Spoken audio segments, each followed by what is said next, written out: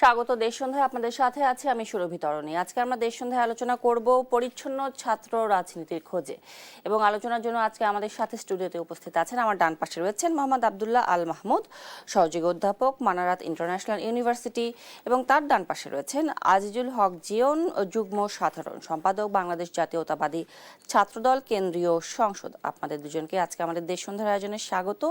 এবং যেহেতু আজকে আমরা টপিক রেখেছি পরিচ্ছন্ন ছাত্র রাজনীতির খোঁজে, সেই হিসেবে আমি প্রথমে আজিজুল হক জিয়ন, আপনার কাছ থেকে একটু আজকে সারাদিনে যে ঘটনাগুলো ঘটলো এবং গত কয়েকদিন ধরেই যে ঘটনাগুলো ঘটছে শিক্ষাঙ্গনে, বিশেষ করে জাহাঙ্গীরনগর বিশ্ববিদ্যালয়ে গত কয়েকদিন থেকেই উত্তপ্ত শিক্ষার্থীকে লাঞ্ছনার ঘটনায়, আবার ডুয়েটে যেটা ঢাকা প্রকৌশল ও প্রযুক্তি বিশ্ববিদ্যালয়ে নতুন উপাচার্য নিয়োগকে কেন্দ্র করে সংঘর্ষ জড়িয়েছে দুইটি পক্ষ। এতদিন ছিল চলমান আন্দোলন এবং আজ তা সংঘর্ষে রূপ নিয়েছে। আসলে কি দেখতে পাচ্ছেন বাংলাদেশ জাতীয়তাবাদী ছাত্রদল কেন্দ্রীয় সংসদের যুগ্ম সাধারণ সম্পাদক হিসেবে কিভাবে ব্যাখ্যা করবেন যে পরিচ্ছন্ন ছাত্র রাজনীতির আসলে খোঁজে কতটুকু এগোতে পারলো সরকার? জি, ধন্যবাদ আপনাকে। পাশাপাশি ধন্যবাদ জানাই দেশ টিভির সকল দর্শক শ্রোতাবিন্দুকে। আমাদের জন্য এই সময়ে নতুন সরকার দায়িত্ব নেওয়ার পরে 2 মাস অতিবাহিত হয়েছে। এই সময় এই ধরনের সিচুয়েশন দেখবো বা এই বিষয়ে কথা বলবো, সেটার জন্য আমি নিজেও প্রস্তুত ছিলাম না, কিন্তু যেহেতু সিচুয়েশন হয়েছে বলতে হবে। দেখেন, আমরা 5 আগস্ট পরবর্তী সময় থেকেই কিন্তু একটা চেষ্টা করে গিয়েছি যে রাজনীতির যে গুণগত পরিবর্তনটা, যেটা জুলাই আগস্টের ছাত্রগণ অভ্যুত্থানে সকল শ্রেণী পেশার মানুষজন, বিশেষ করে তরুণ জেনারেশন, জেনজি এবং আলফা জেনারেশন যুক্ত হয়েছিল, তারা একটি পরিবর্তিত রাজনৈতিক পরিবেশ দেখতে চেয়েছিল। সেটারই ধারাবাহিকতায় ছাত্রদল 5 আগস্ট পরবর্তী বছর, যেটা 2025 সালের 3 আগস্ট, আমরা কিন্তু শাহবাগ চত্বরে আলাদা একটা প্রোগ্রাম করি শুধুমাত্র ছাত্র দলের পক্ষ থেকে, ছাত্র সমাবেশ। সেটার চিফ গেস্ট হিসেবে ছিলেন আমাদের ছাত্র দলের সাংগঠনিক অভিভাবক, বর্তমান জনগণের ভোটে নির্বাচিত যিনি প্রধানমন্ত্রী, সেই তারেক রহমান। সেখানে আমরা ছাত্রছাত্রীদের উদ্দেশ্যে 9টা ভিন্ন দফা আমরা ঘোষণা করেছিলাম, যেগুলা আমরা মূলত একটা কমিটমেন্ট হিসেবে দিয়েছি যে আমরা যদি সরকারি দল হিসেবেও কখনো আসি, আমরা এই 9টা যে কমিটমেন্ট সেটা বাস্তবায়ন করবো। তার মধ্যে উল্লেখযোগ্য ছিল গণরুম, গেস্ট রুম কালচার থাকবে না, জোরপূর্বক মিছিলে নেওয়ার টেন্ডেন্সি থাকবে না, হল দখলের যে টেন্ডেন্সি সেটা থাকবে না, ছাত্র রাজনীতিতে অস্ত্রের ঝনঝনানি, এই জিনিসগুলো থাকবে না। এবং সেটা থেকে আমরা বেরিয়ে আসার জন্য আপনাকে আমি দায়িত্ব নিয়ে বলবো, আমাদের 12ই ফেব্রুয়ারি নির্বাচন পর্যন্ত আমরা সারা বাংলাদেশে কোনো হল দখল করতে গিয়েছি, অস্ত্রের মহড়া দেখিয়েছি, সেটা বলতে পারবে না। তবে হ্যাঁ, বিচ্ছিন্ন কিছু ঘটনা ঘটেছে যেটাতে 2 পক্ষ দায়ী ছিল, এরকম 2-1টা ইনসিডেন্ট আছে। কিন্তু ইস্যুটা হচ্ছে, দেখেন, সেই 5 আগস্ট পরবর্তীতে যেটা দেখলাম আমরা, আমাদের রাজনৈতিক যারা প্রতিপক্ষ, তারা কিন্তু একটা ভিন্ন ধারা রাজনীতি আবার প্রবর্তন শুরু করেছে, যেটাকে আমরা বলি গুপ্ত রাজনীতি। তারা দেখেন সাধারণের ভেষে কিন্তু বিভিন্ন আন্দোলন করেছে, বিভিন্ন জায়গায় মব ক্রিয়েট করেছে। সেটারই ধারাবাহিকতা কিন্তু আমরা ডুয়েটও গত 4 দিন ধরে দেখলাম। আজকে সেটার এমন একটা পর্যায়ে গিয়েছে যেটাতে অনেকগুলা সংবাদ মাধ্যম, আমি আপনাকে বলবো, আমি এখনো ভিডিও ফুটেজটা আমি দেখে আসছি, যমুনা টেলিভিশনে এই ফুটেজ সহকারে দেওয়া হয়েছে। বহিরাগতরা তাদের হামলা করেনি, আমি দায়িত্ব নিয়ে বললাম। নতুন ভিসি যখন নিয়োগ জয়েন করার জন্য আজকে ঢুকতেছিলেন, তাকে রিসিভ করে স্বাগত জানিয়ে কিন্তু মিছিল সহকারে ঢুকতে চেয়েছিলেন, ভিতর থেকে কিন্তু ইটপাটকেল নিক্ষেপ করেছে। এটা যমুনা টেলিভিশনের লাইভ ভিডিও সহকারে দেওয়া আছে, আপনি চাইলে দেখতে পারেন, আমি লিংক দিয়ে দিব। সমস্যাটা হচ্ছে সেখান থেকে ভিতরে কিন্তু 4 দিন ধরে আন্দোলন চলছে। আপনি আসলে ভিতরে, সর্ষের ভিতরে ভূত যদি না ধরতে পারেন, আপনি এটার ইস্যুটা জানতে পারবেন না। এইখানে মূল ইস্যুটা হয়েছে, ডুয়েটে কিন্তু নতুন একটি ভবন নির্মাণ হবে। আমি যে যদি আপনারা জুম করে দেখান, আমি এটা একটু চেষ্টা করেছি জানার জন্য কেন এত সংঘর্ষ এই পর্যায়ে গেল, 4 দিন ধরে কেন আসলে এই ধরনের আন্দোলন চলতেছে। এখানে নতুন একটা বিল্ডিং হবে, নতুন ভবন, একটা বড় পরিসরে 1400 কোটি টাকা এটার বাজেট। সেটা যাতে জামাত, আমি সরাসরি বলবো, যেহেতু এই প্রতিষ্ঠানটা জামাত অধ্যুষিত, আপনি জানেন ওই বিসি কে যখন স্যাক করা হলো তখন থেকে কিন্তু আন্দোলন চলমান। এইখানে তারা এই আন্দোলনটা করতেছে, একটা তাদের যুক্তিটা কি বা কি প্রেক্ষিতে বা কিসের ভিত্তিতে করতেছে, বহিরাগত কাউকে তারা ভিসি হিসাবে নিয়োগ দিতে চায় না। ব্যানারটা কি ইউজ করেছে তারা? ব্যানার ইউজ করেছে সাধারণ ছাত্রছাত্রীদের ব্যানার। আমি কয়েকটা ফুটেজ দেখাবো আপনাদের। দেখেন, এইখানে আসলে জানি না জুম করলে আপনাদের দেখাইতে পারবেন কিনা, নাম হচ্ছে MK আলম, গেটের বাহিরে পুলিশ আর ভিতরে আমাদের ক্রিকেট ম্যাচ। মানে ওই ভিতরে যে মারামারি হচ্ছে, তারা প্রস্তুতি নিচ্ছে সেটাকে দেওয়ার জন্য। তার পরিচয়টা কি? এই যে দেখেন, সে কিন্তু গুপ্ত, তার রাজনৈতিক পরিচয় না, বাট দুর্ভাগ্যজনক, চোর চুরি করলে কিছুটা হলেও প্রমাণ রেখে যায়। তার 4 দিন আগের একটা পোস্ট, ডুয়েটের বাংলাদেশ ইসলামী ছাত্র শিবিরের একটা প্রোগ্রাম তার প্রোফাইল থেকে শেয়ার করা। তার মানে কারা এটা লিড দিচ্ছে একটা তথ্য। আরেকজন আছে ডুয়েট সাংবাদিক নামে তাদের একটা পেজ, মূলত ডুয়েটের সাংবাদিকদের যে এই সংগঠন, তাদের যে কোনো একটা পেজ থেকে লাইভ করা হচ্ছিল ভিতরে ডুয়েটে নবনিযুক্ত ভিসিকে প্রত্যাখ্যান করে শিক্ষার্থীদের দ্বিতীয় দিনের বিক্ষোভ। সেইখানে কিন্তু যেই ছেলেটাকে মার্ক করে আমি আপনাদের দেখাচ্ছি, তার নাম হচ্ছে মোহাম্মদ মাতিউর রহমান। ভালো কাজের প্রতিযোগিতা সবারই করা উচিত। দেখেন ভালো কাজটা, কার ভালো কাজটা শেয়ার করছে? বাংলাদেশ ইসলামী ছাত্র শিবির ডুয়েট ক্যাম্পাসে। তো আমি জাস্ট দুইটা উদাহরণ দিলাম। মজার বিষয় হচ্ছে এখন দেখেন গুপ্ত ব্যানারে কাজ করতে তাদের অনেক সুবিধা, কারণ সাধারণ বললে আপনি যে কাউকে একটা ফ্রেমিং এ আলাদা করে নিতে পারবেন। মজার বিষয় হচ্ছে এই অন্তর্বর্তীকালীন সরকারের সময় ঢাকা বিশ্ববিদ্যালয়ের বিসি নেয়াজ সাহেবকে নিয়োগ দেওয়া হয়েছিলেন। নেয়াজ সাহেব কি ঢাবির ছিলেন? ওইখানে সাধারণ ছাত্রছাত্রীদের ব্যানারে একদিনের জন্য কোনো প্রতিবাদ মিছিল দেখতে পেয়েছিলেন? কেন সেটা করেনি? কারণ সেই ভিসিটা তাদের পছন্দের ভিসি ছিল। এখানে যেহেতু যাকে নিয়োগ দেওয়া হচ্ছে সেই ভিসিটা তাদের পছন্দ না। ভিসিটা কিন্তু এমন না যে হঠাৎ করে মনে হলো নিয়োগ দেওয়া হলো, এগুলো একটা প্রক্রিয়া আছে। সিনেট সদস্যদের কাছে পাঠিয়েছে, সেখান থেকে অ্যাপ্রুভাল হয়ে আসার পরবর্তীতে কিন্তু ওনার নিয়োগ প্রক্রিয়া বাস্তবায়ন করার পর আজকে জয়েন করার কথা ছিল। সেই জায়গায় এই জটিলতা। এখন বিষয়টা হচ্ছে আপনি বা আমরা পরিবর্তন দেখতে চাই, কিন্তু পরিবর্তনটা কি একপাক্ষিক হওয়া সম্ভব? এইখানে যারা স্টেক হোল্ডার আছে, রাষ্ট্রের বিভিন্ন মাধ্যম এটার সাথে যুক্ত, প্রতিটা স্টেক হোল্ডারকে কিন্তু যৌক্তিক এবং তাদের দায়িত্বশীল আচরণ করতে হবে। যে আন্দোলনটা হয়েছিল সেটা যদি পজিটিভ হতো, আসলেই বাস্তবসম্মত হতো, সেটার সাথে আমিও একমত থাকতাম। জি, আজিজুল হক জীবন, আপনার বক্তব্য পরিষ্কার। আমি আপনার বক্তব্য এই জন্যই প্রথমে শুনতে চেয়েছি যে যেন আমরা বর্তমানে গত কয়েকদিন ধরেই যে অবস্থাটা ঘটে চলছে শিক্ষা প্রতিষ্ঠানগুলোতে, আসলে মোহাম্মদ আবদুল্লাহ আল মাহমুদ, আপনি এটাকে কিভাবে ব্যাখ্যা করবেন? বিশেষ করে সরকারে তো 3 মাস হয়ে গেল এবং আমাদের প্রধানমন্ত্রী তারেক রহমানও কিন্তু ঢাকা ভার্সিটিতে গত কদিন আগে গিয়ে কথা বলে এসেছেন, সরাসরি ছাত্রদের সাথে, তাদের সাথে মত বিনিময় করেছেন এবং বেশ পজিটিভ ইন্টারঅ্যাকশন হয়েছে সেখানে। আপনি আসলে কিভাবে ব্যাখ্যা করবেন সমস্ত কিছু? আসসালামু আলাইকুম, দর্শকদেরকে শুভেচ্ছা জানাচ্ছি এবং আপনাকে এবং সহ-আলোচককে। আমরা অ্যাকচুয়ালি যদি প্রেক্ষাপটটা দেখি, আমাদের অনারেবল প্রাইম মিনিস্টার ঢাকা ইউনিভার্সিটিতে বলেছেন যে আমাদের ইউনিভার্সিটিগুলো র্যাঙ্কিংয়ে পিছানো, তার কারণ হচ্ছে যে দলীয় নিয়োগ এবং দলীয় নিয়োগের কারণে যে ইম্প্যাক্টটা।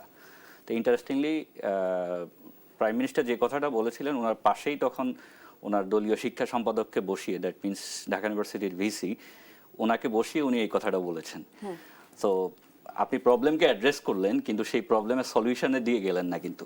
এবং তারপর পরই আমরা দেখলাম যে প্রত্যেকটা ইউনিভার্সিটির হচ্ছে যে দলীয় নিয়োগ, ভাইস চ্যান্সেলর হচ্ছে যে দলীয় নিয়োগ করা হচ্ছে। সো যেটা সরাসরি প্রাইম মিনিস্টার বলেছেন যে দলীয় নিয়োগের কারণে ইউনিভার্সিটির র্যাঙ্কিংগুলো ভালো হচ্ছে না, তাহলে আমরা দেখতেছি যে উনি যেটা বলছেন সেটাকে ওন করতেছেন না। কারণ কার্যকরণ, আপনি যে কথাটা বলতেছেন সেই কথাটা যদি অ্যাপ্লাই না করেন, তাহলে তো আপনার কথার কোনো ভ্যালিডিটি থাকতেছে না। এটা একটা পার্ট। আর একটা হচ্ছে যে ছাত্র রাজনীতি আসলে ছাত্রছাত্রীদের কল্যাণের জন্য, এখানে স্টুডেন্টদের ওয়েলফেয়ারের জন্য পলিটিক্স করা হয়। সো এখানে জিয়ান ভাই যে অনেকগুলো পয়েন্ট বলেছেন, আমি ইন্টারেস্টিংলি একটু নোট করছিলাম যে উনি বলতেছিলেন যে গুপ্ত রাজনীতি এই টার্মটাকে ওনারা একটা শৈল্পিক পর্যায়ে নিয়ে গেছেন, গুপ্ত গুপ্ত গুপ্ত। তো ওনার কথার মধ্যেই একটা দ্বৈততা। উনি বলেছেন যে তারা গুপ্ত, আবার উনি দেখাচ্ছেন যে প্রোফাইল থেকে তারা হচ্ছে যে জামাত এবং শিবিরের পক্ষে হচ্ছে বিবৃতি দিয়েছে বা শেয়ার করেছে। আমি যেটা আজকে দেখার চেষ্টা করেছি যে ডুয়েটের যে কাহিনী, সেখানে ছাত্রদল এবং বহিরাগতরা মিলে সরাসরি সাধারণ ছাত্রদের উপরে হামলা করেছে। এখন সাধারণ ছাত্রদের আপনি যদি দেখেন, প্রত্যেকটা ক্যাম্পাসে সাধারণ ছাত্রছাত্রীরা বেশিরভাগই শিবিরের পক্ষে। যেটা আমরা দেখতে পাচ্ছি যে শিবির যেহেতু সাধারণ ছাত্রছাত্রীদের এজেন্ডাকে অ্যাড্রেস করতেছে, তাদের আবাসিক সমস্যা বা আদার্স যতগুলো সমস্যা আছে, প্রত্যেকটা সমস্যাকে তারা, আপনি যে ছাত্র সংসদগুলোর ইলেকশনে সেটা রেজাল্ট দেখতে পেয়েছেন।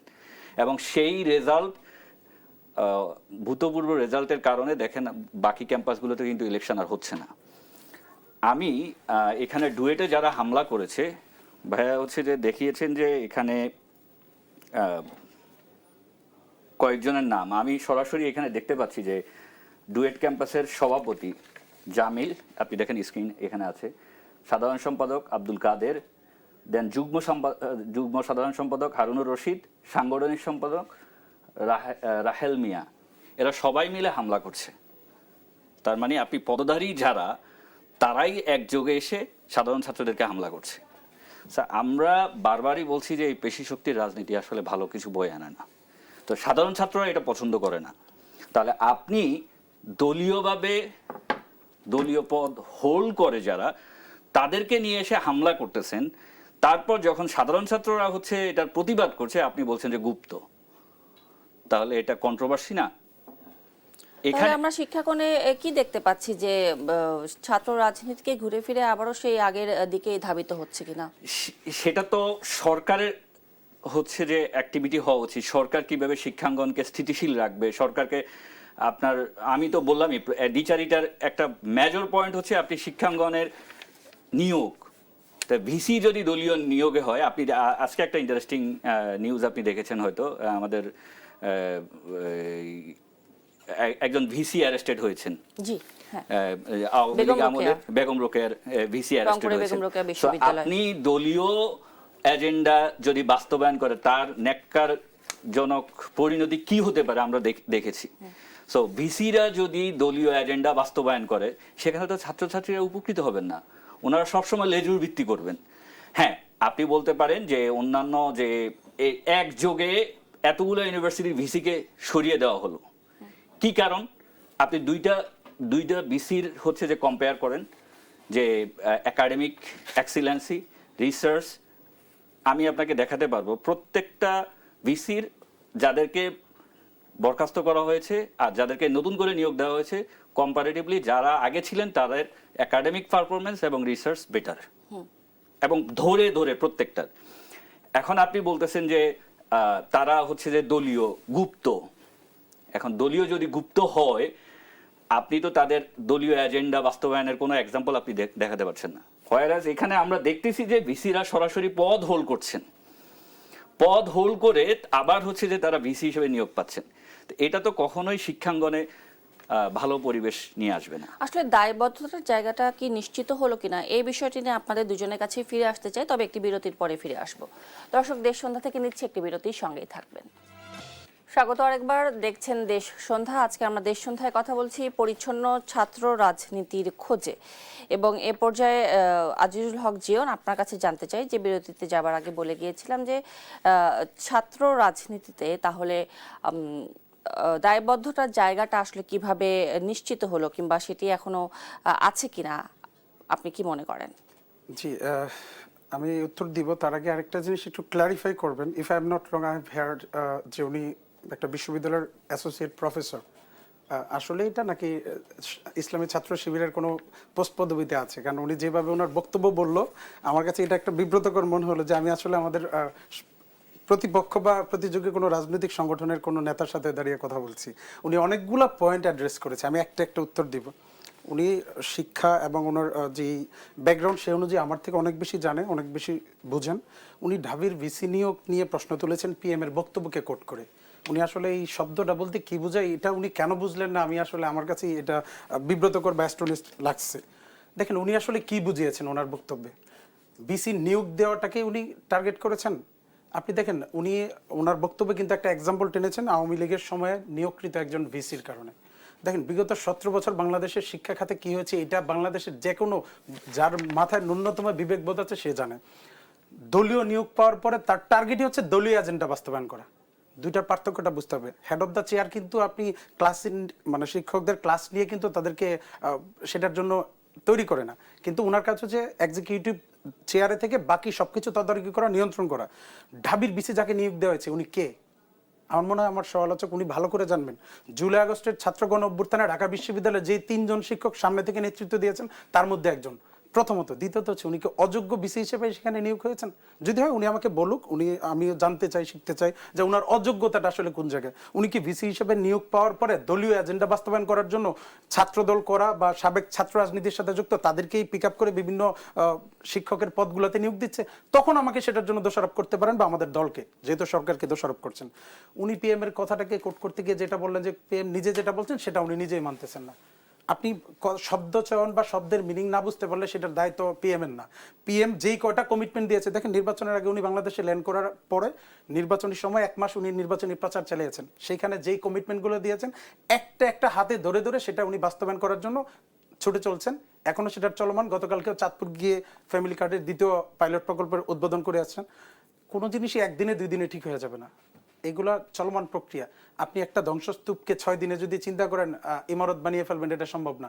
এগুলোর জন্য লেয়ার বাই লেয়ার বা স্টেপ বাই স্টেপ কাজ করার জন্য সময় প্রয়োজন হয়। উনি সেটা জানেন নাই কেন, দুর্ভাগ্য আমার। উনি গুপ্ত বলতে আমি যেই তথ্য দিয়েছি উনি বললেন আমি দ্বিচারিতা দেখিয়েছি, যে আমি তথ্য দিচ্ছি। আর ভাই তথ্য তো দিয়েছি, সে স্বীকার করে না। তাকে আপনি এখন প্রশ্ন করেন, সে তার শিবিরের পরিচয় আছে, সে এটা স্বীকারই করবে না। তার তো স্ট্যাটাসে সে কোথাও বলে নাই যে আমি শিবির করি। এবং অতীতেও বিভিন্ন গুপ্ত আমরা প্রকাশ করেছি তথ্য সহকারে, যেহেতু উনি আমার ছাত্র রাজনীতির সাথে সরাসরি যুক্ত না, ওনার ডেজিগনেশন অনুযায়ী। এজন্য আমি বলি ঢাকা বিশ্ববিদ্যালয় 5 আগস্টের পরে ছাত্র রাজনীতি চাইনা ক্যাম্পেইন যে চালিয়েছে, যার নেতৃত্বে হয়েছে সেই মাজারুল ইসলাম, পরবর্তীতে ছাত্র শিবিরের নেতা হয়েছে ঢাকা বিশ্ববিদ্যালয়। এখন ছাত্র শিবির কি 2 দিনে 5 দিনে নেতা বানানো যায়? এইখানে স্ট্রাকচার বাই স্ট্রাকচার মিনিমাম তার এটার পিছনে 5-10 বছরের শ্রম আছে। সে গুপ্ত হিসেবে ছিল। একই জিনিস হয়েছে আমাদের তিতুমির কলেজ ছাত্র শিবিরের কমিটি হলো, সেখানে সেক্রেটারি হিসেবে আসলো মুনতাসির আনসারী।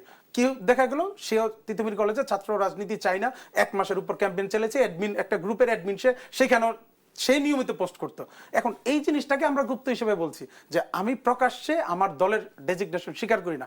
আপনি একটা তথ্য দিয়েছেন, আমার কাছে ভালো লেগেছে আমাদের এই বিরতির সময়, যে ছাত্র দলের পদ কোট করেছেন। ইভেন আপনার বক্তব্যের সময় বলেছিলেন আমাদের এই জায়গাটাতে আমরা মানে গর্ব করে বলতে পারি, আমি এখানে দাঁড়িয়েছি, আমি কোনো কিছু করলে, অপকর্ম করলে আপনি বলতে পারবেন এই ছাত্র দলের এই পোস্টটা এই ছেলেটা, আমার সংগঠনকে দায়ী করতে পারবেন। কিন্তু যারা নিজের সংগঠনের দায় নিতে চায় না, তাদেরকে কিসের ভিত্তিতে বলবেন? এখানে তো বলার সুযোগ আমি নাই। একটু আপনার কথা সূত্র ধরে মোহাম্মদ না, আব্দুল্লাহ আমি শেষ করবো। আমার আরেকটা পয়েন্ট আছে, যে জি। জিনিসটা না বললেই না। উনি এই গুপ্তর প্রসঙ্গ বলার পরও শিবির নিয়েও কথা বলেছে, শিবিরের অনেক গুণগান গেয়েছেন। আমি সরাসরি যদি বলি যে ওরা ছাত্রছাত্রীদের দাবি দাওয়াকে অ্যাড্রেস করছে। দেখেন আপনি যাদের কথা বলছেন, আর আরেকটা বিষয় হচ্ছে বিভিন্ন ছাত্র সংসদ নির্বাচনকে উনি অ্যাড্রেস করেছে। দেখেন ছাত্র সংসদ নির্বাচনের বিষয়টাকে আমরা সরাসরি প্রকাশ্যেই বলি, আমরা যেটা পারিনি সেটা হচ্ছে আমরা বিগত 17 বছর একদিনের জন্য 5 আগস্টের আগে ক্যাম্পাসে থাকতে পারিনি, হলগুলোতে থাকতে পারিনি, ঠিকমতো ক্লাস করতে পারিনি। আমরা আমাদের জায়গায় ইউনিভার্সিটির টপার থাকার পরেও দেখা গিয়েছে আমরা ডিসিশন নিয়েছি ব্যক্তি লাইফ, পারিবারিক লাইফে ভালো থাকার থেকে আমরা সমাজের জন্য, একটা বৃহৎ কমিউনিটির জন্য তাদের দাবি দেওয়া আদায় করা, ভোটের অধিকার, তাদের বাক স্বাধীনতা আদায় করার জন্য রাজপথটাকে বেছে আমি নিয়েছি, আপনার যেটা প্রশ্নগুলো একটু গুপ্তভাবে শিবিররা করেনি। তারা 5 আগস্টের ঠিক দুপুর পর্যন্ত আমরা জানতাম না তাদের আগের পরিচয় কি। জি, পরিষ্কার আপনার বক্তব্য। আমি একটু মোহাম্মদ আব্দুল্লাহ আল মাহমুদ, আপনার কাছ থেকে একটু শুনতে চাই, যে প্রশ্নগুলো করলেন আজিউল হক জীবন সাহেব, আপনি কি এটার উত্তর দেবেন কিনা? আচ্ছা, উনি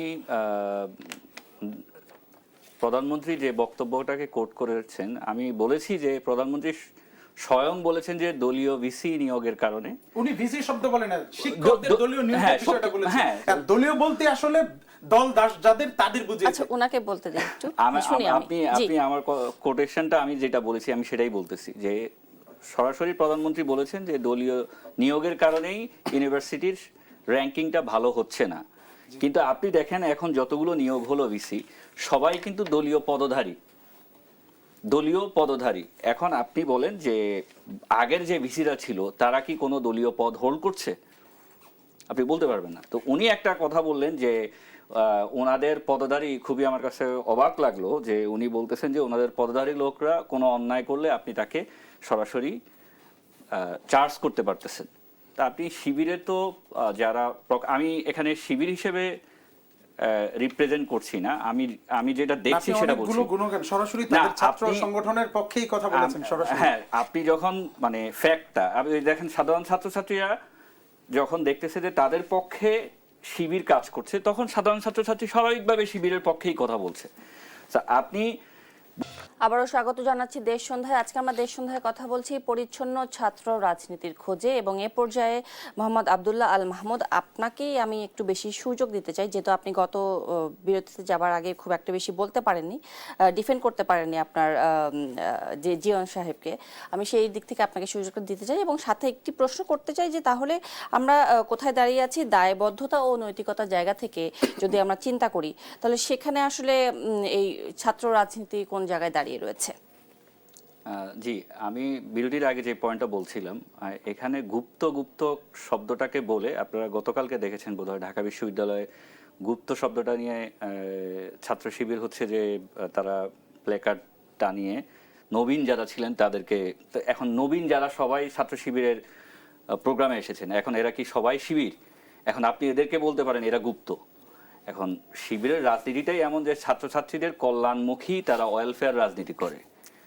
আপনি দেখেন প্রত্যেকটা ইউনিভার্সিটিতে ক্লাব আছে, এক্সট্রা কারিকুলার অ্যাক্টিভিটিস ইনভলভ হওয়ার জন্য অনেক ধরনের অ্যাক্টিভিটি আছে। তো ছাত্রছাত্রীরা এই অ্যাক্টিভিটিগুলোতে ইনভলভ হয়ে তাদের কেরিয়ারকে শানিত করে।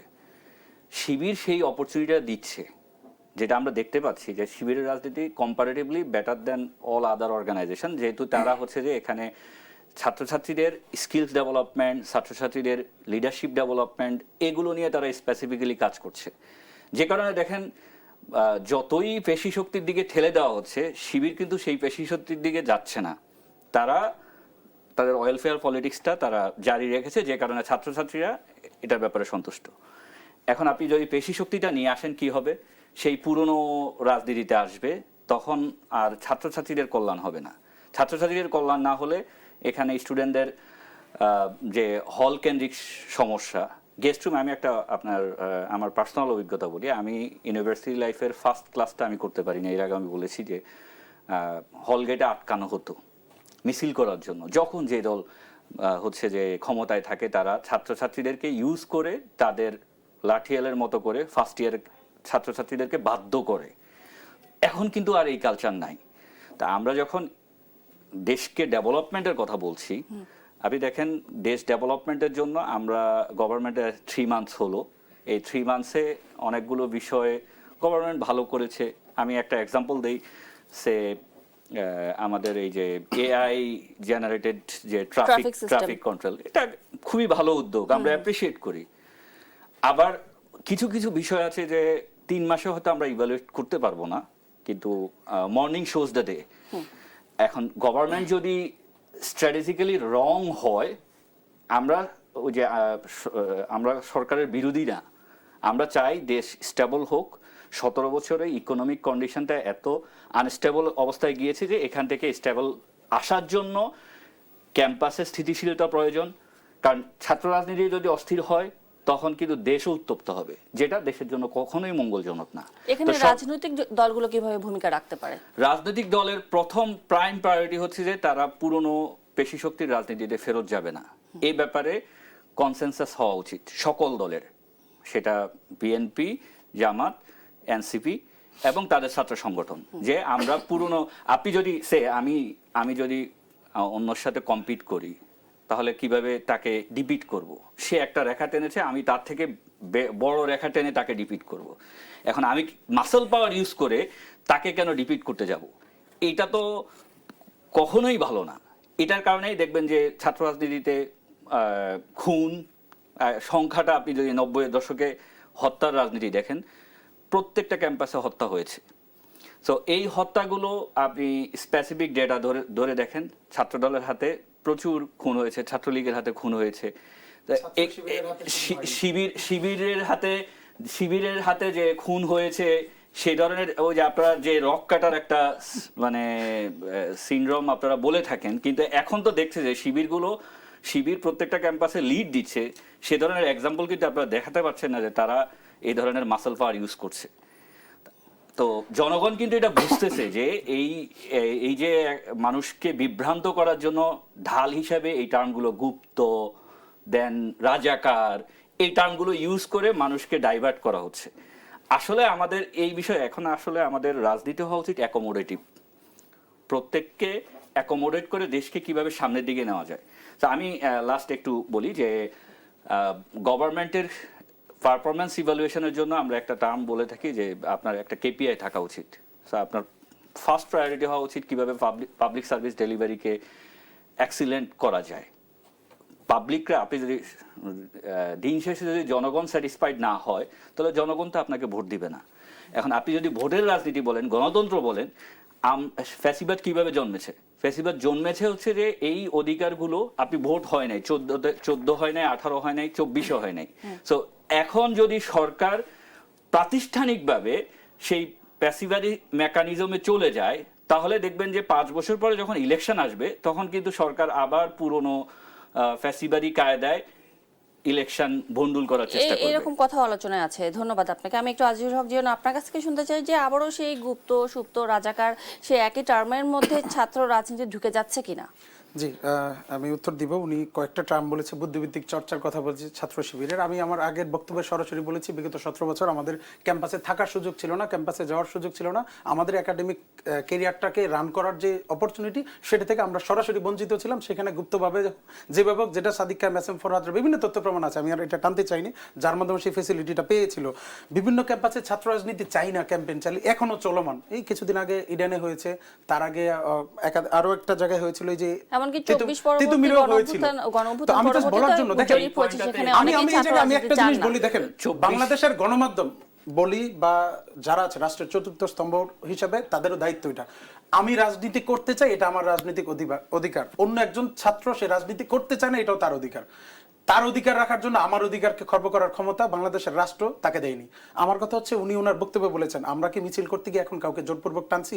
আমি 9টা পয়েন্টের কথা বলেছি, যেটা গত বছর 3 আগস্ট আমরা শাহবাগে বলেছি, সেইখান থেকে কমিটেড, আমরা কাউকে জোরপূর্বক নিচ্ছি না। কিন্তু যে রাজনীতি করতে চায় তার রাজনীতি করার অধিকার আছে, বাংলাদেশের সংবিধান তাকে দিয়েছে। সেটা করার অধিকার তার যেমন আছে, সেটাকে আটকানোর অধিকারও আপনি নেই। সেক্ষেত্রে আমাদের যা করণীয় তা করবো। গুণগত পরিবর্তনের বিষয় দেখেন, আমরা যেহেতু সুযোগ পাইনি সেজন্য সুযোগটাকে কাজে লাগাতে পারিনি, বাট ইন ফিউচার আমরা করব না, করতে চাই না, সেটা আপনি কিভাবে জানেন?